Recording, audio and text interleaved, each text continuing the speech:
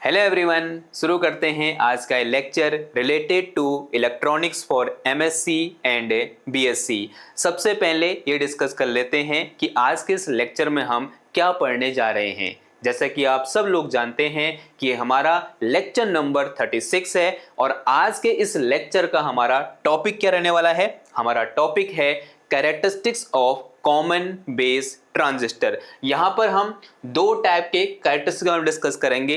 पहला होगा हमारे पास क्या, इनपुट कैरेक्टरिस्टिक्स, और दूसरा होगा हमारे पास क्या, आउटपुट कैरेक्टरिस्टिक्स। और हम जब इन दोनों को पढ़ रहे होंगे एक इंपॉर्टेंट इफेक्ट के बारे में डिस्कस करेंगे जिसे हम क्या बोलते हैं, अर्ली इफेक्ट। और ये क्या है भाई, हमारे लिए बहुत जरूरी है इस चीज को समझना। तो फटाफट से कॉपी पेन निकालो और आज के इस लेक्चर के हिंट डालो क्या, characteristics of common base transistor. क्या होता है common base transistor? I think हमने लेक्चर नंबर 34 में ये डिटेल में डिस्कस कर रखा है और लेक्चर नंबर 35 में हमने जो कॉमन बेस ट्रांजिस्टर में जो कलेक्टर करंट होती है उसको भी हमने डिटेल में डिस्कस कर रखा है। और वहां पर जो एम्प्लीफिकेशन फैक्टर होता है या फिर जिसको हमने एसी गेन बोला है वो भी हमने पढ़ा हुआ है। तो वो टर्म मैं यहां पर यूज करूंगा, तो इसलिए आपने लेक्चर नंबर 33, 34, 35 ये देखा हुआ होना चाहिए। और आपने देखा होगा क्योंकि आप मेहनती बच्चे हैं। लेकिन एक बार थोड़ा सा रिकैप कर लेते हैं। अगर मैं यहां पर कॉमन बेस ट्रांजिस्टर की बात करूं तो मान लिया ये मेरे पास एक क्या है, एक मेरे पास सिलिकॉन की स्लैब मान ली मैंने इस तरह से। इसको यहां से क्या कर दिया भाई, एन टाइप कर दिया, इसको पी टाइप कर दिया और इसको एन टाइप कर दिया। इसे हमने क्या बोला था, इमीटर बोला था। इसे हमने क्या बोला था, बेस। और इसे हमने क्या बोला, कलेक्टर बोला। ठीक है, एक यहां से ऐसे बाहर को पिन निकाल दी, एक पिन यहां से निकाल दी, एक पिन यहां से निकाल दी। अगर कॉमन बेस करना है तो बेस कलेक्टर के साथ कनेक्टेड होगा और यहां इमीटर के साथ भी कनेक्टेड होगा। तो मैंने क्या किया भाई, ये बायसिंग कैसी होती है, फॉरवर्ड बायसिंग होती है। तो ये एन है तो किससे जुड़ेगा, नेगेटिव से, और ये पी है तो किससे जुड़ेगा, पॉजिटिव से। और ये मेरे पास एन है तो यहाँ रिवर्स बायसिंग होती है, तो ये किससे जुड़ेगा भाई, नेगेटिव पॉजिटिव नेगेटिव पॉजिटिव, और यहाँ से ये ऐसे जुड़ जाएगा। इस बैटरी का नाम हमने क्या बोला था भाई, इसे हमने बोला था क्या, voltage across base and emitter, यानी VEB बोला था। और इसे हमने क्या बोला था, VCB बोला था। ठीक है, ये बात समझ में आई आपको। अब यहां जो करंट फ्लो करती है वो ऐसे करेगी, इसे हमने क्या बोला था, IC बोला था। और यहां हमने जो करंट बोली थी उसे हमने क्या बोला था, IB बोला था। और यहां जो करंट फ्लो करेगी उसे हमने क्या बोला था, ये करंट कौन सी थी, IE, यानी इमीटर करंट, C नहीं है, E है। और ये करंट को क्या बोला था, IC बोला था। अगर मैं यहां पर जंक्शन रूल लगाऊंगा तो मुझे साफ साफ दिख रहा है कि भाई जो हमारे IE है वो किसके बराबर है, IB प्लस IC के बराबर है। ठीक है, नाउ एक कंडीशन हमने पढ़ी थी, अगर मैं ये बोलूं if alpha is approximately equal to 1, alpha का मतलब क्या होता है भाई, अल्फा का मतलब होता है, अगर मैं DC की बात करूं तो alpha equal to IC upon IE के बराबर होता है। अगर अल्फा लगभग इक्वल टू 1 है तो यहां से मेरे पास IC लगभग किसके बराबर आ जाएगा, IE के बराबर आ जाएगा। तो IC is approximately equal to IE when this current gain और we can say this amplification factor is equal to 1। Clear है इतनी बात? ओके, अगर इतनी बात क्लियर है अब जरा समझना, ये क्या है भाई, इनपुट है। इसे हम क्या बोलते हैं, इनपुट बोलते हैं। इसे हम क्या बोलते हैं, input circuit. This is our input circuit. और ये मेरे पास कौन सा सर्किट है भाई, this is our output circuit. ठीक है, हमें क्या करना है, कैरेक्टरिस्टिक्स ग्राफ ड्रॉ करना है। कैसे ड्रॉ करेंगे, अगर मैं इनपुट कैरेक्टरिस्टिक्स की बात करता हूं तो यहां पर मैं ग्राफ ड्रॉ करूंगा किसके बीच, एक एक्सेस में मेरे पास क्या होगी भाई, इमीटर करंट होगी, बिकॉज जो मेरे पास इनपुट करंट है कौन सी है, इमीटर करंट है। और दूसरी एक्सेस में क्या होगी मेरे पास, ये वोल्टेज होगी, यानी VEB होगा। और ये जो ग्राफ यहां पर निकल के आएगा, इसी ग्राफ को हम क्या बोलते हैं, इनपुट कैरेक्टरिस्टिक्स बोलते हैं। ठीक है, सेम उसी तरह से अगर मैं आउटपुट कैरेक्टरिस्टिक्स की बात करूं तो भाई ये मेरे पास आउटपुट है और आउटपुट में मेरे पास करंट कौन सी है भाई, IC करंट है। तो यहां मेरे पास एक एक्सेस में क्या होगी, IC होगी, और दूसरे एक्सेस में क्या ले लूंगा मैं, VCB ले लूंगा। और इन दो के बीच जो ग्राफ आएगा उसी को हम क्या बोलेंगे, आउटपुट कैरेक्टरिस्टिक्स बोलेंगे। ठीक है, तो ये क्या है भाई, इस लेक्चर का इंट्रोडक्शन है। अब एक एक करके कि जो इनपुट का ग्राफ आएगा यानी IE और IBE के बीच, और जो आउटपुट का ग्राफ है किसके बीच, IC और IBC के बीच, वो कैसा ग्राफ होगा, और वो ग्राफ जैसा भी होगा वैसा क्यों होगा, आगे हम डिस्कस करेंगे। ठीक है, तो नेक्स्ट पेज में चलते हैं। आप लोगों ने ये चीज अपने दिमाग में एक फ्रेमवर्क बना लिया होगा कि भाई हमें किस तरह की चीजों के साथ डील करना है। ओके, तो इस तरह से हिंट डालो क्या, इनपुट कैरेक्टरिस्टिक्स। अब समझना जरा बात को, एक बार फटाफट से क्या कर लेते हैं, जो हमारे पास एनपीएन ट्रांजिस्टर होता है उसको बना लेते हैं। कुछ इस तरह से हमें यहाँ पर एनपीएन ट्रांजिस्टर देखने को मिलता है। तो ये मैंने एक स्लैब बना ली यहाँ पर यूं करके, और इसको ऐसे कंप्लीट कर दो। ठीक है, ये मेरे पास एक स्लैब है, इसको ऐसे आगे बढ़ा दिया मैंने, ऐसे कुछ इसको भी ऐसे आगे बढ़ा दो भाई, यूं करके थोड़ा सा इनको बड़ा कर दो।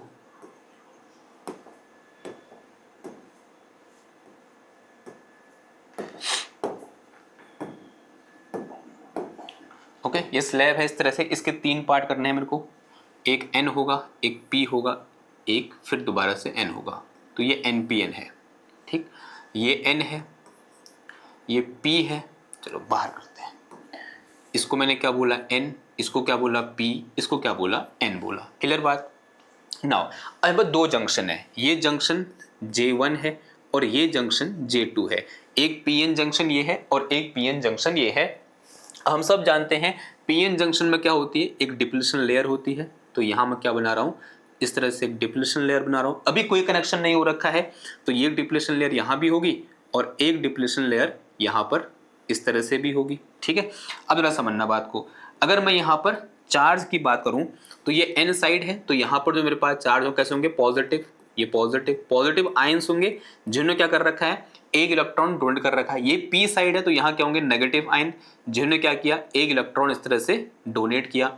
सेम कंडीशन यहाँ भी होगी, ये एन साइड है, तो यहाँ मेरे पास ऐसे पॉजिटिव आयंस होंगे जिन्होंने एक इलेक्ट्रॉन क्या किया, डोनेट किया। और यहाँ क्या होंगे, मेरे पास इलेक्ट्रॉन्स होंगे, सॉरी ऐसे नेगेटिव आयंस होंगे जिन्होंने एक इलेक्ट्रॉन क्या किया, एक्सेप्ट किया। ठीक है, इस तरह से हमें देखने को मिलेगा। तो एक मेरे पास पीएन जंक्शन ये है और एक पीएन जंक्शन ये है। अब यहाँ पर जो मेरे पास ये है, इसे हमने क्या बोला है, इमीटर बोला है। इसे हमने क्या बोला है भाई, बेस बी बोला है। और इसे हमने क्या बोला है, कलेक्टर सी बोला है। ठीक है, तो ये मेरे पास क्या है, यहाँ पर इमीटर ई है। जो ये है मेरा, ये क्या है मेरा, इमीटर ई है, ये बेस है और ये कलेक्टर है। यहाँ से एक पिन ऐसे निकाल दो बाहर को, ताकि मैं यहाँ पर कनेक्शन कर सकूं। तो मैंने एक पिन ऐसे निकाल दी, एक पिन यहाँ से निकाल दी और एक पिन यहाँ से ऐसे बाहर को निकाल दी। ठीक है, ये बात समझ में आ गई आपको। ओके, इतनी बात समझ में आ गई। अब ये जो मेरे पास बेस है ना, इसकी कुछ विड्थ है यहाँ से लेकर यहाँ तक, इसको हम क्या बोलेंगे, विड्थ ऑफ बेस बोलेंगे। आगे जाके ये जो विड्थ है ये वेरी करेगी और इसका वेरिएशन एक बहुत इंपॉर्टेंट रोल प्ले करेगा जब हम कैरेक्टरिस्टिक ग्राफ यहाँ पर ड्रॉ कर रहे होंगे। ठीक है, नाउ अब हमें बायसिंग बैठानी है। अब मुझे इनपुट बायसिंग देखनी है, तो मुझे आउटपुट से कोई मतलब तो होना नहीं चाहिए अभी। तो सिर्फ मैं किस में देख रहा हूं, फिलहाल के लिए इनपुट में देख रहा हूं और आउटपुट सर्किट को इग्नोर कर रहा हूं। उसका भी इफेक्ट पड़ेगा, वो इफेक्ट कैसा होगा अभी हम देखेंगे, लेकिन फिलहाल के लिए इनपुट की बात करते हैं। तो इनपुट में मेरे पास क्या लगी हुई है, इस तरह से एक बैटरी लगाएंगे और इनपुट हमेशा कैसा होता है, फॉरवर्ड वाइज होता है। तो ये मेरे पास एन है, तो यहां से क्या जुड़ जाएगा भाई, नेगेटिव पॉजिटिव, और ये जुड़ गया। अब ये एक ऐसी बैटरी है जिसकी वैल्यू को मैं चेंज कर सकता हूं। इसे मैंने क्या बोला है, VBE बोला है। ठीक है, बेस एमीटर वोल्टेज। क्लियर बात। अब जैसे मैं इसको कनेक्शन में लगाऊंगा, यहां पर की को क्लोज करूंगा, इसमें क्या फ्लो करेगी, करंट फ्लो करेगी। Late us say this current is IC। मान लो ये करंट कितनी है, IC है। अगेन सवाल आपके दिमाग में आ रहा होगा, क्या बैटरी लगाते ही करंट फ्लो कर जाएगी, क्या बैटरी लगाते ही करंट फ्लो कर जाएगी? आंसर है भाई, नहीं करेगी। क्यों नहीं करेगी? देखो भाई, ये सिंपल क्या है, एक डायोड है। ये मैंने जो यहाँ कनेक्शन जोड़ा है, ये वही कनेक्शन है जो फॉरवर्ड डायोड में हम करते हैं कनेक्शन। ठीक है, आपने पीएन जंक्शन डायोड पढ़ा हुआ है, तो पीएन जंक्शन डायोड में जो फॉरवर्ड बायसिंग करते हैं, क्या वहां पर इस VEB की या इस अप्लाइड वोल्टेज की हर वैल्यू करंट होती है? नहीं, वहां इनिशियली करंट होती ही नहीं है। मैं आपको थोड़ा सा याद दिलाता हूं, किस टाइप का ग्राफ आता है वहां, कुछ इस टाइप का ग्राफ आता है। मैंने 2 एक्सेस यहां पर ड्रॉ करी, इसे मैंने क्या बोला, VBE बोला, और इसे मैंने क्या बोला भाई, IE बोला। तो दिस करंट इज IE। ये बार बार मैं IC क्यों लिख रहा हूं इसको मैं, ये क्या होगा, IE होगा। ठीक है, तो दिस करंट इज IE, ये इमीटर करंट है IE। ठीक है, नाउ ये सिंपल मेरे पास एक PN जंक्शन डायोड है। अब इनिशियली अगर माना इसकी वैल्यू 0 है, अगर इसकी वैल्यू जीरो है तो भाई करंट तो जीरो है, तो बात सिंपल सी बात होगी कि भाई करंट ही वोल्टेज ही जीरो है तो करंट भी कितनी होगी, जीरो होगी। लेकिन मैंने वोल्टेज बढ़ाई, मैंने वोल्टेज थोड़ा सा बढ़ा दिया, माना वोल्टेज कितनी होगी 0.1 वोल्ट हो गई, तो मैंने पाया कोई करंट फ्लो नहीं कर रही है। क्यों करंट फ्लो नहीं कर रही है, क्योंकि यहां पर जो ये बैरियर पोटेंशियल है ये क्या कर रहा है भाई, फॉरवर्ड वाइज में करंट के फ्लो करने का अपोज कर रहा है। अब ये कैसे अपोज करता है ये हमने वर्किंग बहुत अच्छे से वहां डिस्कस कर रखी है। मैंने फिर वोल्टेज बढ़ाई, अगेन करंट फ्लो नहीं करी, मैंने फिर वोल्टेज बढ़ाई, अगेन करंट फ्लो नहीं करी, मैंने अगेन करंट वोल्टेज बढ़ाई, अगेन कोई करंट फ्लो नहीं करी। लेकिन मेरी जैसे ही वोल्टेज मेरी लगभग 0.6 के आसपास हुई तो थोड़ा सा करंट आई, थोड़ा सा करंट क्या हुई यहाँ फॉरवर्ड बायस में देखने को मिली, यानी इस पॉइंट पर करंट कैसी है, ऐसी है। मैं थोड़ा सा और वोल्टेज बढ़ाई, लगभग कितनी होगी 0.7 के आसपास होगी, 0.7 वोल्ट के आसपास होगी, तो मुझे यहाँ पर इस तरह से करंट में पीक देखने को मिला। इसके बाद अगर मैं थोड़ी सी भी वोल्टेज को चेंज करता हूँ तो मेरी करंट बहुत ज़्यादा बढ़ रही है। मैं थोड़ा सा और वोल्टेज को चेंज किया तो करंट मेरी थोड़ा सा और ज़्यादा बढ़ गई यूँ करके, यानी एकदम शार्प चेंज ऐसे देखने को मिल रहा है। और इस टाइप का ग्राफ मुझे देखने को मिलेगा अगर इन सारे पॉइंटों को मैं मिला दूँ तो देखो भाई कैसा ग्राफ देखने को मिलेगा। इनिशियली करंट क्या है, जीरो है, फिर क्या हो रही है, थोड़ा सा इंक्रीज हो रही है बहुत ही आराम से, लेकिन after a voltage which is equal to 0.7 in case of silicon, here we have a sharp change in current with voltage, यानी वोल्टेज के साथ मुझे यहाँ पर शार्प चेंज देखने को मिल रहा है। और जब मैं ये ग्राफ ड्रॉ कर रहा हूं, ध्यान देना है आउटपुट में कुछ नहीं है, यानी बी और सी के बीच या सी और बी के बीच कोई वोल्टेज नहीं है, तो इसके लिए वी सी बी की वैल्यू कितनी है भैया, जीरो है। इस केस में जो वी सी बी है मेरा वो कितना है, जीरो है। ठीक है बात, ये बात समझ में आ रही है आपको। तो इस टाइप का ग्राफ निकल के आया जो कि ऑब्वियस भी था, सेम वैसा ही ग्राफ निकल के आ रखा है जो हमें डायोड के केस में देखने को मिला था। क्लियर है बात इतनी, ओके, इतनी बात क्लियर है। अब थोड़ा सा मैंने क्या किया, यहां जो आउटपुट है वहां एक बैटरी लगा दी इस तरह से। नाउ आउटपुट की बैटरी का क्या रोल रहेगा, तो ये मेरे पास P है तो इससे क्या जुड़ेगा भाई, नेगेटिव पॉजिटिव इस तरह से, और ये मेरे पास क्या है भाई, एक बैटरी यहां लग गई। लेट अस से इस बैटरी का नाम क्या है, VCB है। और अज्यूम कर लो इनिशियली इस VCB की वैल्यू कितनी ले ली मैंने, 8 वोल्ट ले ली। कितनी ले ली मैंने, 8 वोल्ट। आप कुछ भी ले सकते हो, मतलब जीरो से ज्यादा है, 5 वोल्ट 8 वोल्ट कुछ भी ले लो आप, ठीक है। मैंने 8 वोल्ट ले ली। अब ये जो बाइसिंग है कैसी बाइसिंग है भाई, रिवर्स बाइसिंग है। ध्यान देना ये कैसी बाइसिंग है, रिवर्स बाइसिंग है ये। अगर ये रिवर्स बाइसिंग है तो रिवर्स बाइसिंग में क्या होता है भाई, डिप्लेशन लेयर चौड़ी होते जाती है। रिवर्स बाइसिंग में क्या होता है, डिप्लेशन लेयर की विड्थ क्या होती है, बढ़ती है। यानी ये जो डिप्लेशन लेयर पहले इतनी थी, now after applying this reverse biasing ये जो डिप्लेशन लेयर होगी क्या हो जाए, थोड़ा सा बढ़ जाएगी। अगर मैं इसको लेके चलूं, ये सेलेक्ट क्यों नहीं हो रहा होगा, ये डिप्लेशन लेयर ऐसे बढ़ जाएगी। क्या हुआ, डिप्लेशन लेयर ऐसे बढ़ गई।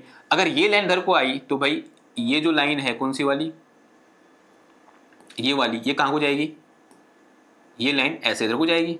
तो डिप्लेशन लेयर की विड्थ क्या हो रही है, बढ़ रही है। डिप्लेशन लेयर की विड्थ क्या हो रही है, बढ़ रही है। डिप्लेशन लेयर की विड्थ क्या हो रही है, बढ़ रही है। यानी अब मेरे को कंडीशन कुछ इस टाइप से देखने को मिलेगी। कैसी कंडीशन देखने को मिलेगी कि भाई यहाँ ये नेगेटिव बढ़ गए, ठीक है, और यहाँ ये पॉजिटिव बढ़ गए। वैसे एक्चुअल में क्या होता है, जो बेस की साइड है वहाँ ज़्यादा विड्थ होती है, मतलब वहाँ ऐसे पेनिट्रेशन ज़्यादा होता है बेस में, और यहाँ कलेक्टर में पेनिट्रेशन क्या होता है, थोड़ा सा कम होता है। तो मैं इसको थोड़ा सा इधर बना दे रहा हूँ, थोड़ा सा अच्छा देखने के लिए, यानी प्रैक्टिकली मैच कर जाए।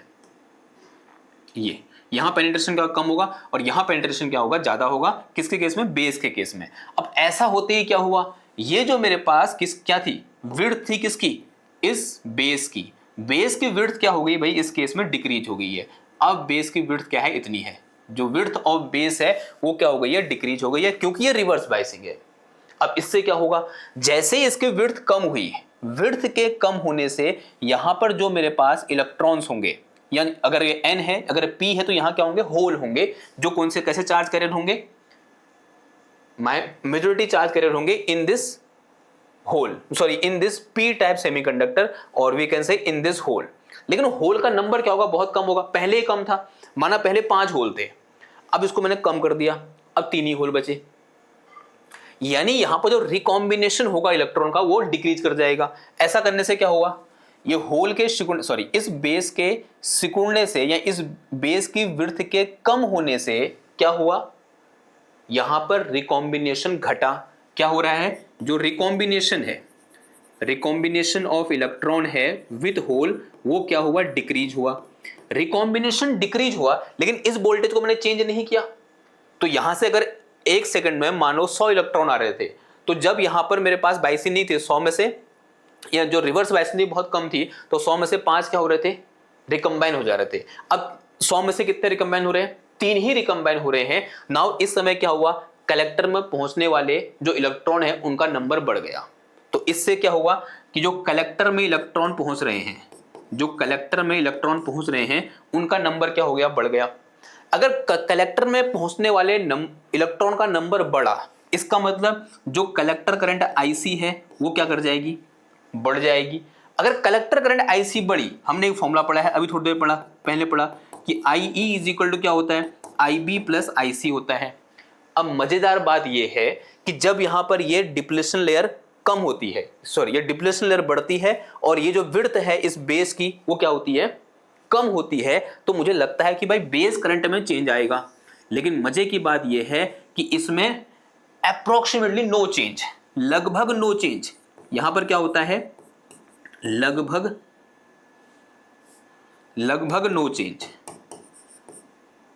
लगभग नो चेंज, यानी इसमें कोई चेंज मुझे देखने को नहीं मिलता है। लेकिन आईसी में चेंज देखने को मिल रहा है, आईसी क्या हो रही है, बढ़ रही है। अगर इसमें चेंज नहीं हो रहा है, इसका मतलब आईई क्या कर जाएगी, मेरी बढ़ जाएगी। आईई क्या हो जाएगी, बढ़ जाएगी। और आईई क्यों बढ़ रही है, क्योंकि ये जो मेरे पास बेस है इसकी विड्थ कम हो रही है, विड्थ कम होने से रिकॉम्बिनेशन घट रहा है, रिकॉम्बिनेशन घटने से कलेक्टर में पहुंचने वाले इलेक्ट्रॉनों की संख्या बढ़ रही है, इलेक्ट्रॉनों की संख्या बढ़ने से आईसी बढ़ रही है, और बेस में लगभग नो चेंज है, यानी बेस करंट में लगभग नो चेंज है। इसका मतलब आईसी बढ़ रहा है तो आईई भी बढ़ रहा है। यानी इस समय जो ग्राफ होगा वो थोड़ा सा क्या कर जाएगा, मेरा वेरी कर जाएगा। अगर इस समय ग्राफ ये है तो इनिशियल कंडीशन तो सेम रहेगी, लेकिन अभी करंट की वैल्यू थोड़ा सा क्या हो जाएगी, बढ़ जाएगी। और इस समय ग्राफ मुझे इस टाइप से देखने को मिलेगा, यानी करंट थोड़ा सा क्या हो गई, बढ़ गई। बात समझ में आई आपको, तो करंट थोड़ा सा क्या होगी, बढ़ गई। और ये कब है मेरा, जब VCB की वैल्यू कितनी है, 8 वोल्ट के बराबर है। अगर मैं दोबारा क्या करूं, थोड़ा सा और बढ़ा दो, माना अब VCB कितना हो गया, 10 वोल्ट हो गया, तो अगेन क्या होगा भाई, जो मेरा बेस है वो और क्या हो जाएगा, शकरा हो जाएगा। तो रिकॉम्बिनेशन की जो प्रोबेबिलिटी थी वो और कम हो जाएगी। अगर वो और कम होगी तो यहाँ करंट क्या हो जाएगी, और ज्यादा बढ़ जाएगी। तो इस टाइप से मुझे यहाँ पर ग्राफ देखने को मिलेगा, किसके लिए भाई, for VCB equal to 10 volt के लिए। ठीक है, ऐसे आप आगे को कर सकते हैं।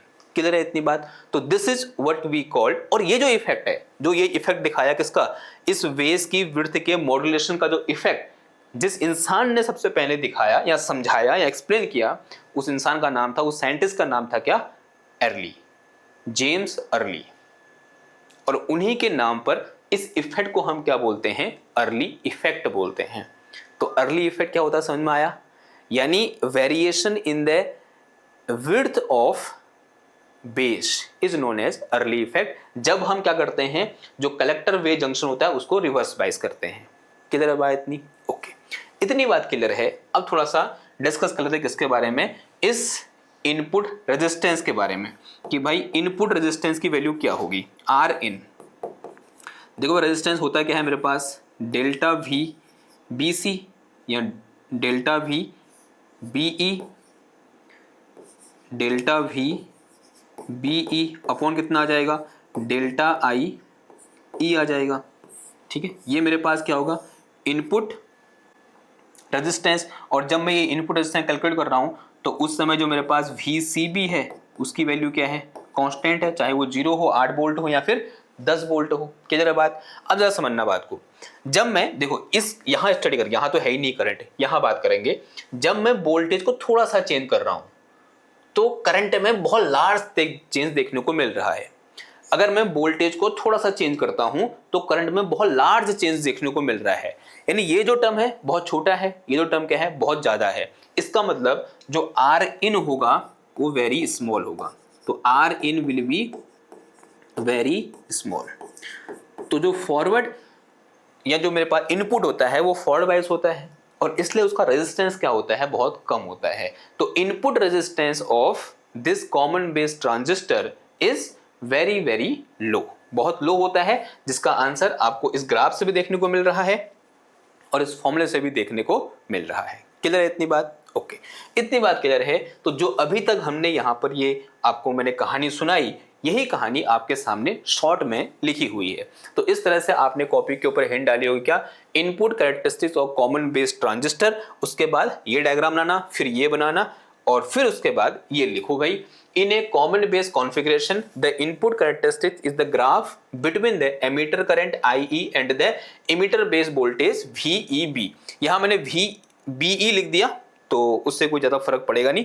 तो हमारे पास क्या है भाई, कलेक्टर बेस वोल्टेज VEB है for different fixed value of collector base voltage VCB। ठीक है, जैसे फॉर डिफरेंट 0 वोल्ट, 8 वोल्ट और 10 वोल्ट की हम यहाँ पर बात कर रहे हैं। The emitter base junction behave just like a forward bias diode at first when VEB is small, almost no current flows, but once VEB crosses the above 0.7 volt for silicon and 0.3 volt for germanium, the emitter current increase very quickly just like the diode current increases after threshold। उस voltage को हम क्या बोलते हैं, threshold voltage बोलते हैं, जो कि जर्मेनियम कितनी होती है 0.3 और सिलिकॉन कितनी होती है 0.7। ठीक है, बात आ रही है समझ में? तो ये हमारा क्या है, इनपुट कैरेक्टरिस्टिक्स है। अब ऐसे ही डालो क्या, आउटपुट कैरेक्टरिस्टिक्स। तो next heading is our output characteristics. हाँ, एक चीज और, अर्ली इफेक्ट। क्या होता है अर्ली इफेक्ट, ये भी कभी पूछा जाता है कि भाई अर्ली इफेक्ट क्या है। लिखो, when we increase, जो मैंने बताया आपको, when we increase the collector base voltage VCB in the transistor, the depletion layer of the collector side become wider. Because of this, the base region become thinner than before. A thinner base means the fewer electron or hole get a chance to recombine in the base. As a result, more charge carrier are able to reach the collector and the collector current increases even though the base current is kept at same. Hence emitter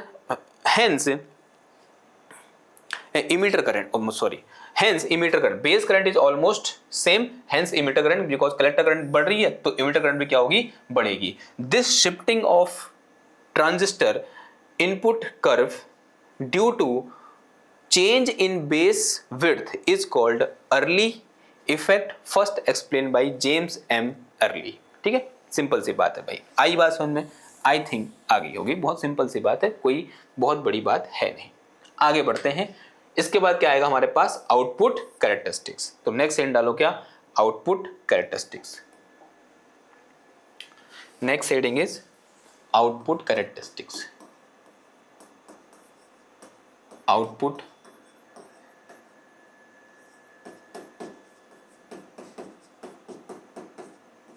characteristics.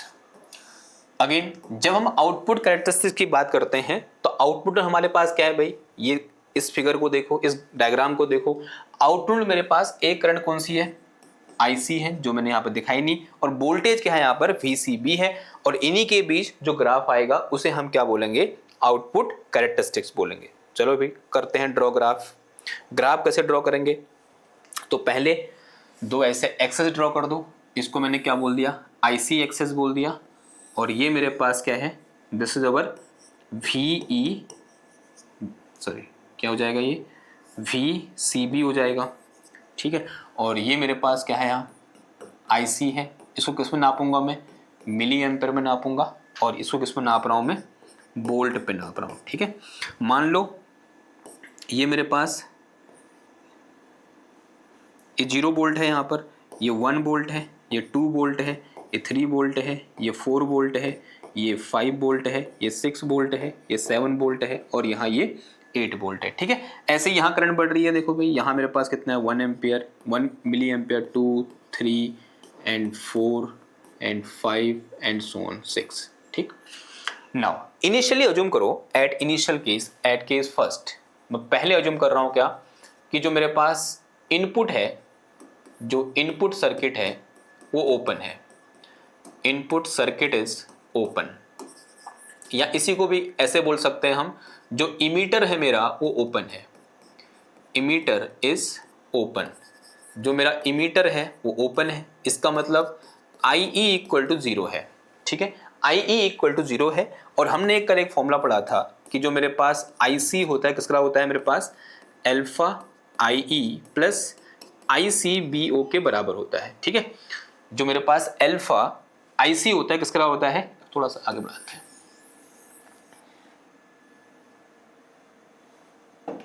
देखो भाई क्या कहना चाह रहा हूं मैं, जो IC होता है किसका होता है, अल्फा IE प्लस ICBO के बराबर होता है। अब ये तो 0 है यहाँ पर, तो इस केस में मेरा जो IC आएगा वो किसका हो जाएगा, ICBO के बराबर आएगा। अब ये जो ICBO है ये क्या है भाई हमारा, ये है collector base current with open emitter. जो ICBO है वो क्या है, collector base current with open emitter. ये क्या होती है, कैसी होती है, हमने परसों लेक्चर नंबर 35 में या 34 में डिटेल में पढ़ रखा है। तो जिन्होंने पढ़ रखा है उसके लिए ये मतलब कुछ है ही नहीं, उसको समझ में आ रहा है मैं क्या कहना चाह रहा हूँ, मेरे शब्द उसके कान में घुसे जा रहे हैं, दिमाग में उसके बैठ रहे हैं बढ़िया करके, अगर उसने वो देख रखा है तो IC इक्वल टू कितना आ गया, ICBO आ गया। और इसकी जो वैल्यू होती है किस ऑर्डर की होती है भाई, 10⁻⁻6 एम्पियर, या बोल सकते हैं माइक्रो एम्पियर के ऑर्डर की होती है। ठीक है बात। और एक ऐसी करंट है, रिवर्स सैचुरेशन करंट भी बोलते हैं इसको हम। ठीक है, अगर हम खाली डायोड की बात करें तो, या फिर इसको हम लीक करंट बोलते हैं जब हम ट्रांजिस्टर की बात करते हैं। तो इसकी वैल्यू क्या होती है भाई, बहुत ही कम होती है। इसकी जो वैल्यू होती है भैया वो बहुत ही कम होती है, लगभग 0। जैसे मैं यहाँ पर वोल्टेज को बढ़ाऊंगा, VCB को बढ़ाऊंगा, अगर ये 0 है भाई तो 0 बता 0 है, लेकिन VCB को बढ़ाऊंगा तो ये वोल्टेज थोड़ा सा बढ़ेगी, लेकिन उसके बाद क्या हो जाएगी, ऐसे कांस्टेंट हो जाएगी, बिकॉज रिवर्स करंट है। और इसकी वैल्यू क्या है, इसका नाम क्या है, ICBO, ICBO। ठीक है, और इस समय मेरा जो IE है उसकी वैल्यू कितनी है, 0 है। अब मैंने क्या किया, मैंने जो फॉरवर्ड वाइस है उसमें बैटरी लगा दी, बैटरी लगाई और मैंने ये बोला कि जो मेरे पास VBE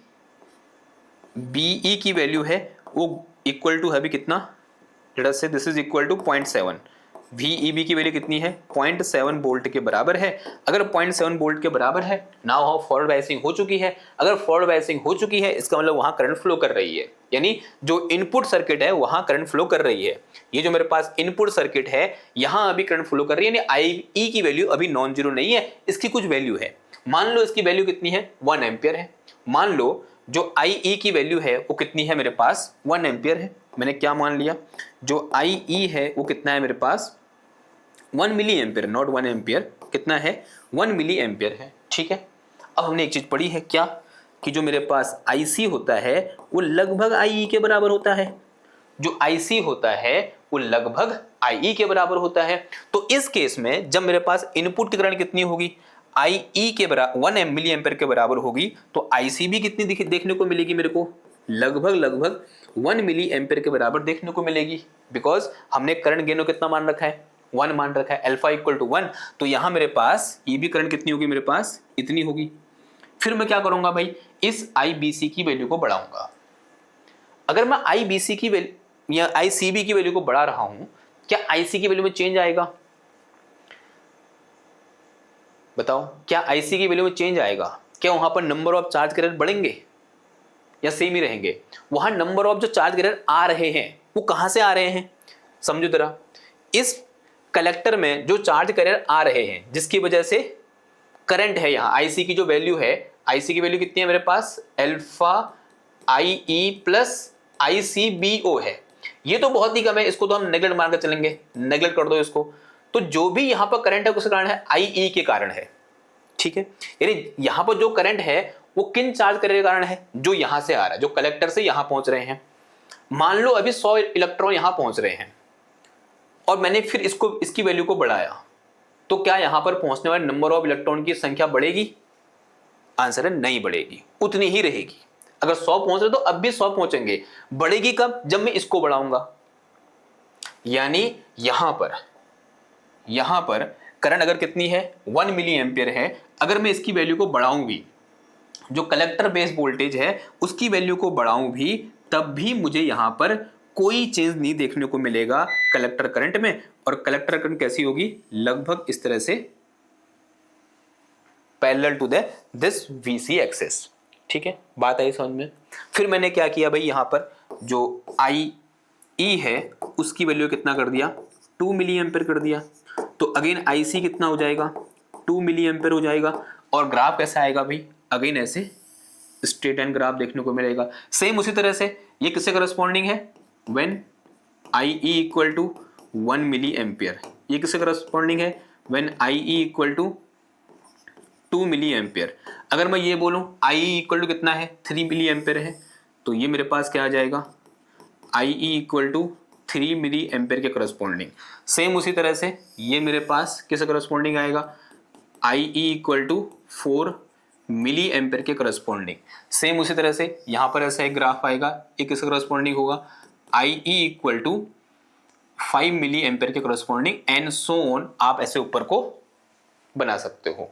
अब ये जो रीजन है ये हमारे लिए बड़ा इंपॉर्टेंट है भाई। ये जो मैंने यहां बनाया आपके सामने, ये दिखाया, जो पिंक से आपको दिख रहा है, जितने भी ट्रांजिस्टर होते हैं वो इसी रीजन में काम करते हैं।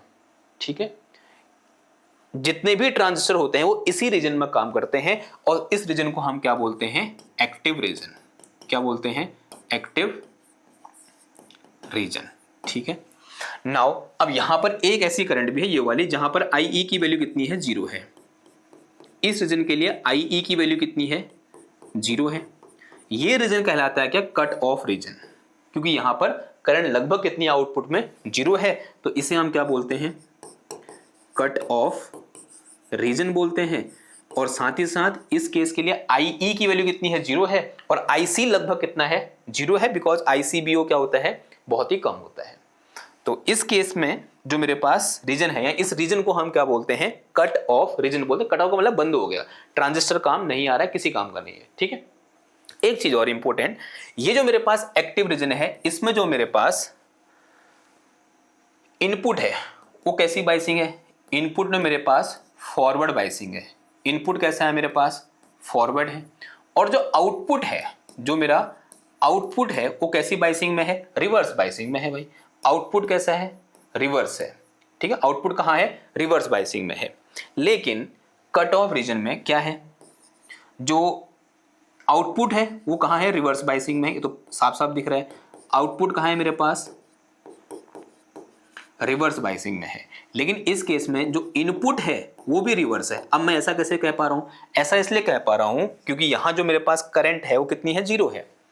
यहां मेरे पास IE की वैल्यू कितनी है, 0 है। और IE की वैल्यू 0 कब होगी, जब मेरे पास VEB की वैल्यू 0.7 से कम होगी। 0.7 से कम है, इसका मतलब वहां पर जो मेरे पास, अगर उसकी वैल्यू 0.7 से कम है, उसका मतलब ये रिवर्स बाइसिंग में है भैया। यहां पोटेंशियल क्या है, लो है, यहां पोटेंशियल क्या है, हाई है।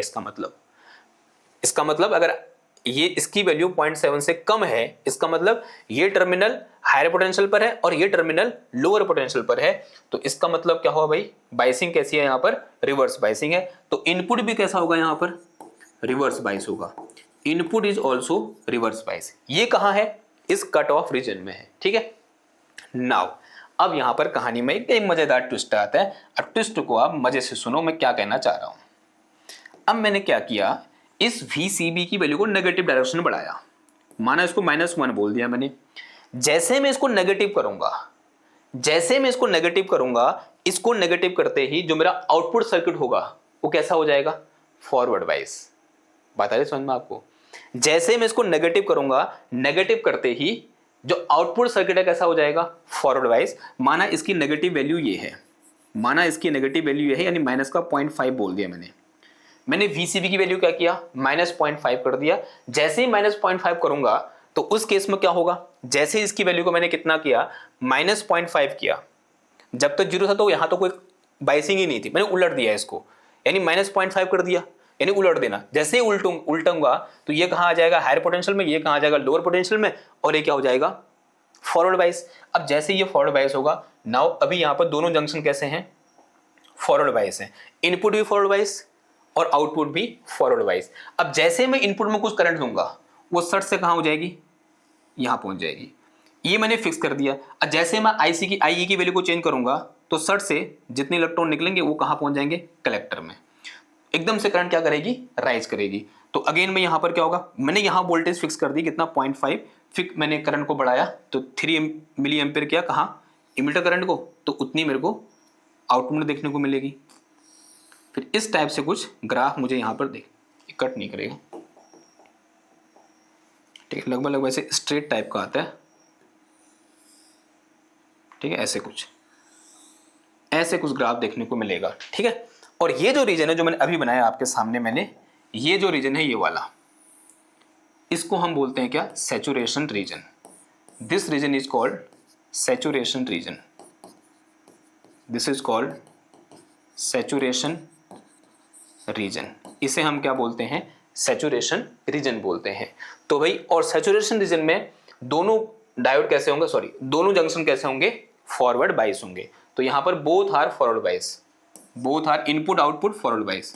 जो इनपुट है वो भी फॉरवर्ड बाइस है और जो आउटपुट है वो भी क्या है मेरा, फॉरवर्ड बाइस है, ठीक है। ये बहुत इंपॉर्टेंट चीज है, ये 3 के 3 यहाँ पर जो रीजन है। तो ये मेरे पास क्या है भाई, इसका आउटपुट कैरेक्टरिस्टिक्स है। अगर आपसे पूछा जाए कि भाई आउटपुट रेजिस्टेंस कितना होगा, आर आउट, तो R out will be equal to delta V C B upon कितना आ जाएगा, डेल्टा आई सी आ जाएगा। और इस केस में जो आई ई है उसकी वैल्यू क्या है, कांस्टेंट है, जो आई ई है उसकी वैल्यू क्या है, कांस्टेंट है। अब जरा समझना, यहां पर स्ट्रेट लाइन है, यानी वीसीबी को चेंज करने में करंट में चेंज क्या है, लगभग 0 है। यानी ये बहुत छोटा है, ये बहुत बड़ा है। अगर ये बहुत छोटा है, ये बहुत बड़ा है, तो आर आउट क्या होगा, वेरी लार्ज होगा, वेरी वेरी लार्ज। यानी आउटपुट रेजिस्टेंस क्या होता है, बहुत ज्यादा होता है इन case of common base transistor, ठीक। अभी जो मैंने कहानी आपको यहाँ पर बताई, वो कहानी आपके सामने इस तरह से लिखी हुई है। सबसे पहले हेडिंग का डालोगे आप आउटपुट कैरेक्टरिस्टिक्स, उसमें क्या लिखोगे, in common base configuration the output characteristics is a graph between the collector current IC and the collector base voltage VCB for a different fixed value of emitter current IE. The curve can be divided into 3 region. First region is cut off region. Here the emitter base junction is not forward bias. The emitter base junction is not forward bias, almost no IE, यानी कैसा होता है, reverse bias होता है.